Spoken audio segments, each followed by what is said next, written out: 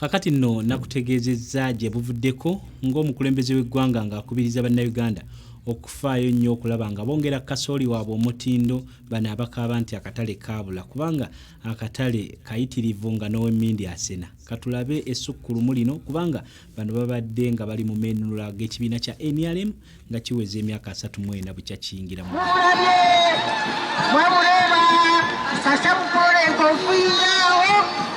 ku ssaawa mukaaga zennyini ez'omutuntu omukulembeze w'eggwanga Yoweri Kaguta Museveni atuuse ku kisaawe kya St George Coa PTC okwetaba ku mikolo gy'okujaguza emyaka 34 egya NRM. Now, we are talking about transformation. Even the way the parade is... You are now crying there's too much maize, 5 million tons. Uganda is consuming only 1 million tons. But I went to Iran, I went to Egypt. They need a lot of maize. But the maize must be of the good quality in terms of health. Omukulembeze w'eggwanga afalasidde bannayuganda okutemalira ku bya bulimi byokka wabula bettanye n'emirimu emirala omuli okukozesa ebyuma bikalimagezi n'okwetandikirawo amakolero. Museveni agamba nti newankubadde ebyobulimi Uganda ng'eggwanga kwe lyesigamye okuva edda n'edda kati kye kiseera bannayuganda okugattako emirimu emirala.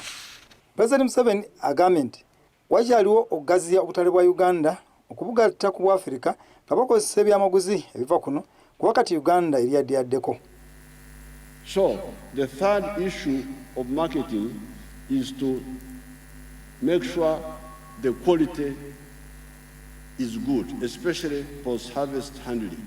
Omukulembeze w'eggwanga agamba nti okunyweza enkyukakyuka ey'omuggundu ey'ekibiina kya NRM gye kirina wakufaafagana n'abakozi ba gavumenti abakyomera bamusiga nsimbi. In terms of attracting more factories, we have got only one problem: the corruption of public servants who want bribes. When somebody wants to come and bring a factory here, they ask for a bribe first before they process the papers. We are going to finish those people.